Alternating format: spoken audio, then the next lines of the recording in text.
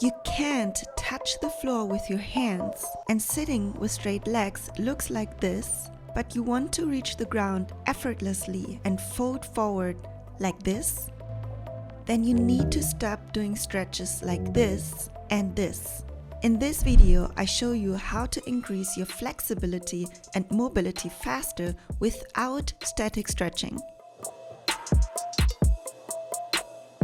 Let me know at which flexibility level you currently are in the comments below, and let's boost your level quickly with the following tips. Many people ask me how I got so flexible and strong, and the answer is not with static stretching. What I'm doing daily for healthy, strong and flexible muscles and joints is mobility. People use these terms often interchangeably, but there's a big difference between being flexible and being mobile. Flexibility is the ability of the soft tissues like muscles, ligaments and tendons to stretch passively. You gain flexibility with static stretches like this, usually held for 15 to 20 seconds or even longer. Mobility, on the other hand, is the joint's ability to move through its full range of motion actively.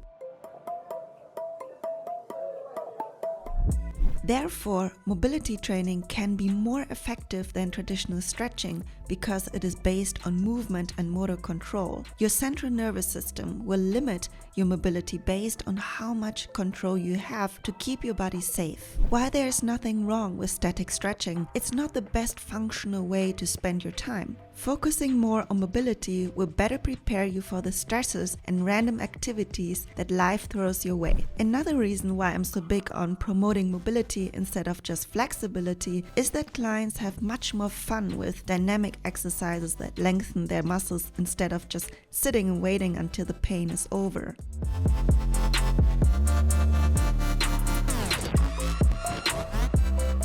Most people hate stretching and as a result skip it. In contrast, mobility exercises can be challenging but also fun to do. Let me show you how to apply this concept most efficiently to get from here to touch the floor easily. Instead of trying to get more flexible hamstrings by doing this, I recommend doing a dynamic hamstring mobility exercise where you're kneeling and bending and extending your front knee while keeping your back straight. Perform around 3 sets and 10 reps per side.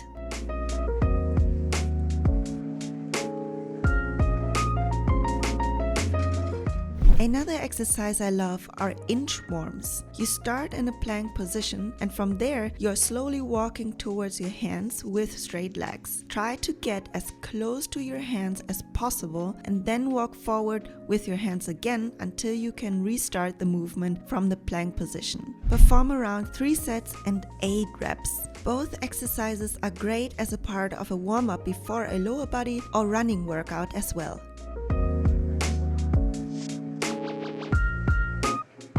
Next, I want to introduce you to the concept of loaded mobility. Yes, we will use some weights to increase your range of motion. One of my favorite loaded mobility exercises are Jefferson curls. The additional weight helps you to pull you passively into a deeper forward fold. This exercise is also great for decompressing your spine because of the use of gravity. Start the movement by tucking your chin towards your chest and roll downwards vertebra by vertebra while keeping your knees extended. Stay at the bottom for a few seconds and roll up slowly and controlled.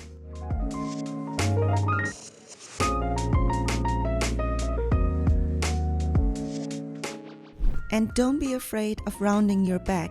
This movement is very different than sitting hunched over all day long. In a Jefferson curl, you're doing a guided flexion. Your spine is meant to be able to flex and extend, which functions will be strengthened by this exercise. Avoid the common mistake of keeping the weight too far away from your center of mass, which can create too much leverage on your spine.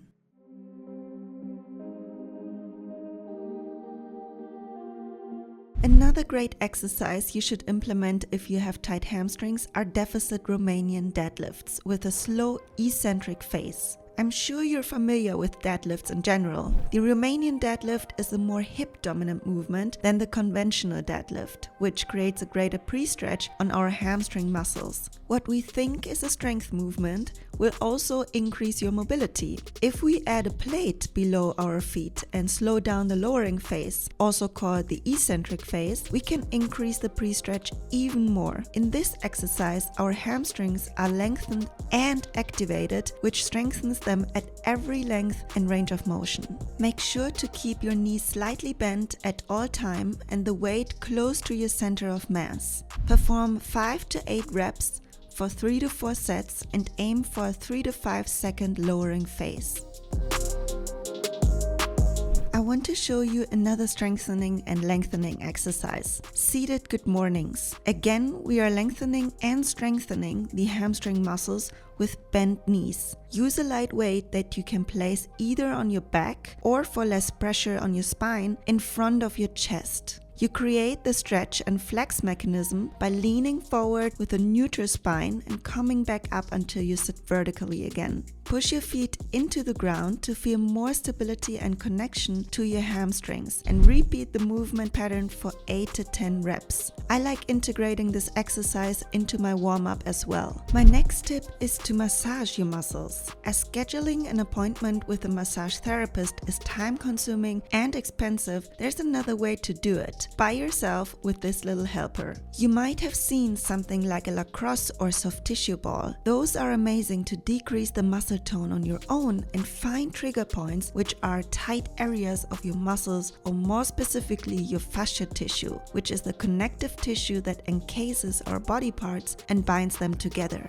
You can place the ball underneath your hamstring in a seated position to find unpleasant knots in your hamstring muscles. Now move around to find an uncomfortable point and stay there for 5 to 10 seconds. Make sure you slowly breathe out to encourage the release of the muscle. Keep your face relaxed, as this will reinforce your body to relax rather than get tightened up. If the pain is too severe, I recommend working on the tissue around the trigger point first and then slowly moving toward the devil. Since all the muscles in the back of the legs are connected to each other and the plantar fascia, I also recommend spending a few minutes working on the bottom of your feet and calves, which can lead to even better results. The balls I've been using for over 10 years have the perfect degree of hardness. Not all balls are the same, and many are too hard. If you're interested in the balls I'm using, they are linked below in this video's description. This exercise is another great way to loosen up your hamstrings if your nerve is impacted. That's why the exercise is also called nerve flossing. Use a resistance band and fixate it onto your foot. Now straighten your leg as vertically as possible and flex and point your foot around 30 times.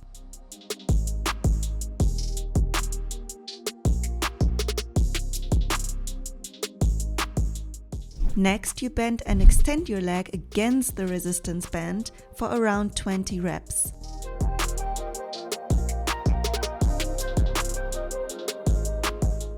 Sometimes a nerve may cause a limitation of your range of motion or even lead to pain. An impacted nerve can come from many different reasons, like a herniated disc, but it can also simply come from myofascial tightness, which is when the tissue gets tightened around the nerve. If then the muscle contracts, the nerve will be impacted as well. In this case, stretching can worsen your situation because nerves don't like to be stretched, but nerves like gliding among soft tissue. If you cannot sit in an L-sit position with a straight back, it shows that you have tight hamstrings and weak hip flexors. When your hip flexors are weak, your hamstrings will get tighter even more to even out your weakness. By strengthening the hip flexors, which are the antagonist of your hamstring muscles, your hamstrings can release the tension. A great exercise to strengthen your hip flexors are pike lifts. First, lift your leg as high as possible for 10 reps on each side.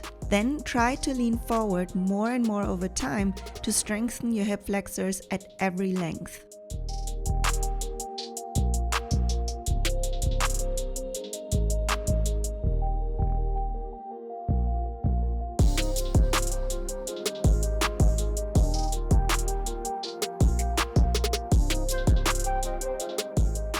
Thank you so much for watching, and I hope that these tips were helpful for you and that you will rethink the concept of flexibility and mobility by trying out one of them. And please don't feel like you need to implement them all at once. Let me know in the comments below which one you try, and let's level up your hamstring mobility. And if you want more valuable tips regarding mobility, strength training and nutrition to reach your performance and aesthetic goals, then make sure to subscribe to my channel and also make sure to explore my mobility follow-alongs.